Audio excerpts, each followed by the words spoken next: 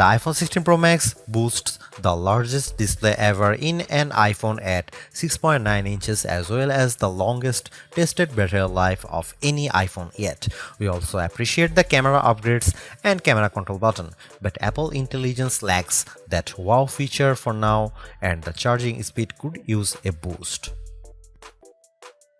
I have been a Pro Max user for years since the iPhone 11 Pro Max, but after testing the new iPhones, I'm actually torn about the iPhone 16 Pro Max. It has the largest display ever of any iPhone at 6.9 inches. Yes, the thinner bezels help keep the device somewhat compact, but it is still taller, wider and heavier than the iPhone 15 Pro Max, which I thought was the near perfect size and weight for a big screen phone. I have gone from feeling like I cheated the system to feeling slightly cheated. This might be an unpopular opinion, but I think the new Pro Max is a little too big, at least for my hands. It's more of a stretch now to do simple things like scrolling through web pages or TikTok, and once you put a case on your iPhone 16 Pro Max, it's like a mini tank. The good news is that the Pro Max is built to be more durable. In addition to having a titanium band, Apple claims that the improved ceramic shield display on this model is 50% tougher than the last generation. We can't drop these units, but on paper it's encouraging. The iPhone 16 Pro Max comes in 4 colors: titanium white, titanium black, natural titanium, and desert titanium.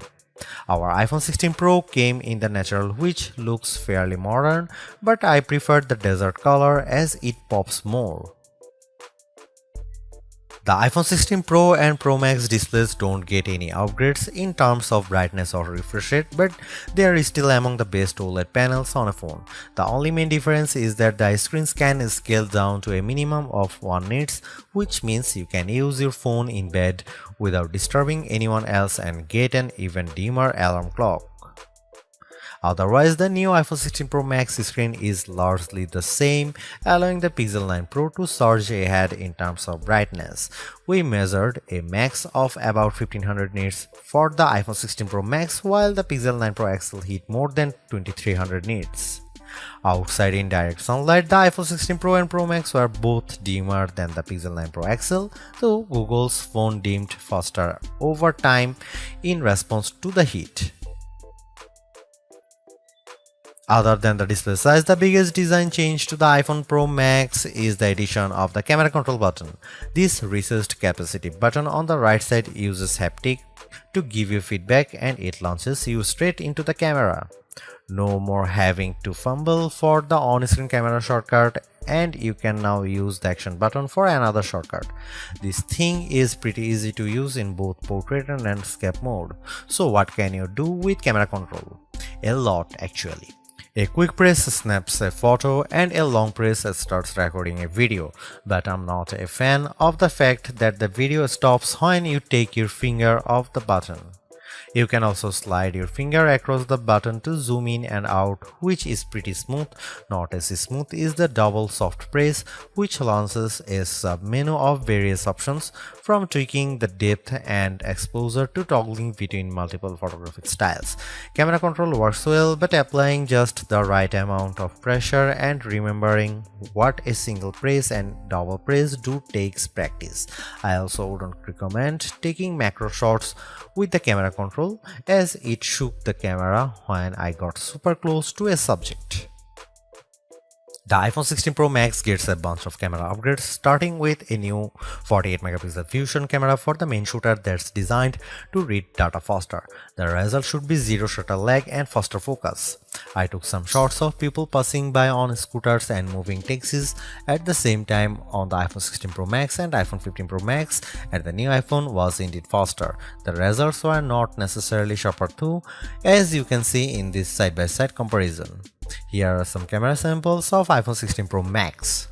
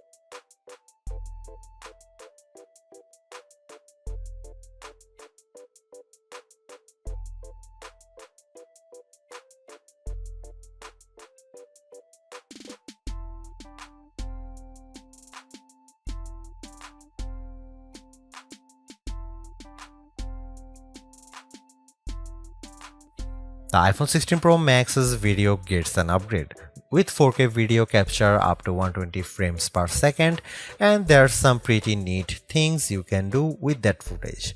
Using the playback speed controls, I could slow down a ping pong match to 50%, 25% or 20%, and the footage still looked sharp.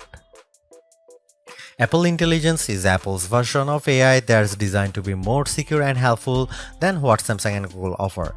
But right now, Apple Intelligence is more of a tease since it's in developer beta right now and it won't launch for the rest of us until October. Even then, certain features won't be available, such as visual intelligence and ChatGPT integration. So what will you be able to do with the Apple Intelligence starting in October? It starts with a new Siri. The assistant has been revamped, starting with a redesigned that makes the whole outside of the display glow when summoned. And you can type to Siri. Now you are in a situation where you don't want to use your voice. Siri is definitely more forgiving of screws up, as you can correct yourself on the fly and it will still get your command right. I started a timer and changed the time mid-sentence without a problem. You can also ask follow-up questions and Siri will get for the context. Apple Intelligence also delivers a wide range of writing tools. You can have the iPhone 16 Pro proofread your copy for grammar and word choice, or get help rewriting if you want to go for, say, a more professional tone. For example, I put together a mock email demanding a raise and I got something back that is much more appropriate. You can also have Apple Intelligence summarize long passages of text, as I did with a few notes. I wish you didn't have to select all text first, but I did get a fairly good summary of the key points for my short list of this video. Don't want to look up how-to articles? Siri leverages large language models and Apple support info to give you step-by-step instructions on how to do lots of stuff on your iPhone, from making screen recordings to scheduling a text. This is a game changer for kids who play the IT person for their parents like me. If you are looking for an Apple Intelligence feature that tugs at the heartstrings, try making a memory movie. Just enter a key phrase as you prompt and specify the mood, and you will see the iPhone 16 Pro Max create a movie out of thin air complete with music. Clean up in the Photos app, a way overdue feature compared to what you will find on the Pixel and Galaxy, but it is still nice to have. You can remove unwanted objects or people in the frame with just a tap. The cleanup feature worked fairly well when I tried to remove a person from a selfie, but you will get the best results if the background isn't too complicated. The iPhone 16 Pro Max features 8GB of RAM and Apple's new A18 Pro chip built on 2nd generation 3nm tech, which blows away the Android competition in CPU performance through not graphics. I was sucked in by the Infinity Nikki game, which was in beta during testing. The open world puzzler has console-like visuals, complete with realistic looking rippling water and smooth animation as you use a special floating dress to jump from one platform to another. On Geekbench, which measures overall performance, the new iPhones are nearly 50% faster than the Galaxy S24 Ultra Snapdragon 8 Gen 3 chip on single core and 15% higher on multi-core performance. The latest Tensor G4 Pixel phones aren't in the same league. The iPhone 16 Pro Max was also twice as fast than the S24 Ultra in our video editing testing using Adobe Premiere Rush, where we time how long it takes to transport a 4K clip to 1080p. The new Pro phones also shave off a few seconds versus the iPhone 15 Pro's time. So what about graphics? The iPhone 16 Pro Max packs a 6-core GPU compared to 5 cores for the regular iPhone 16 series, and Apple claims that it's up to 20% faster than the iPhone 15 Pro's A70 chip.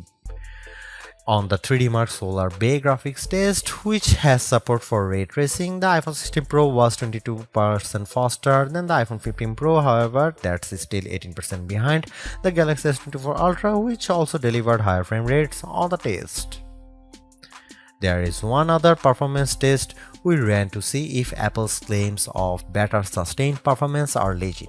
The iPhone 16 Pro Max features a new internal design with a graphite-clad aluminum substructure that's supposed to result in 20% better sustained performance.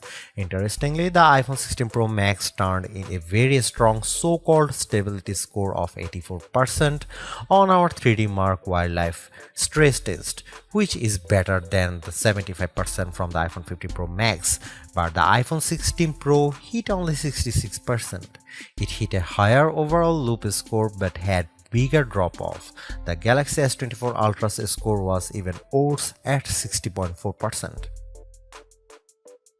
Thanks to the larger batteries and other efficiencies, Apple says the iPhone 16 Pro Max has the best iPhone battery life ever, and our testing backs that up. In our battery test, which involves continuous web surfing over 5G at 150 nits of screen brightness, the iPhone 16 Pro Max lasted for an insane 18 hours and 6 minutes. That's 4 hours longer than the iPhone 15 Pro Max and more than an hour longer than the already great Galaxy S24 Ultra. Unfortunately, the iPhone 16 Pro and Pro Max still offer the same lame charging speed. You get just over 30% capacity in 30 minutes from a 30-watt charger, and do not believe the reports that the new iPhone supports 45-watt charging. We tried it and it made no difference. The iPhone 16 Pro Max runs iOS 18 and Apple Intelligence is just one of many new features. You can learn more about it in our full iOS 18 review, but some of the key highlights include the ability to further customize the home screen and control center, as well as a redesigned Photos app that makes it easier to personalize the look and find your photos by topic. iOS 18 also includes messages upgrades such as adding effects to outgoing messages and tapback options, RCS support, and the ability to schedule messages for later. A dedicated passwords app and the ability to pay others with a tap to cash are among the other highlights. The iPhone 16 Pro Max is indeed an iterative upgrade, and maybe it wouldn't feel that way if Apple Intelligence was available today along with all the promised features. Instead, it's going to trickle out over time, so I would not to be in a rush to upgrade. Having said that, I think that iPhone 16 Pro Max is the best phone money can buy right now if you want the biggest screen and longest battery life. It lags in zoom versus the S24 Ultra, but you get more endurance, better camera quality, and plenty of creative features like photographic styles and audio mix. I actually preferred the AI capabilities of the Pixel 9 Pro XL series with its smarter Gemini Live voice assistant and other features like Add Me for photos and Pixel screenshots. But the Pixel's performance and battery life trail the iPhone 16 Pro Max. For me, the iPhone 16 Pro Max retains its title as the best phone, but it's not because of Apple Intelligence.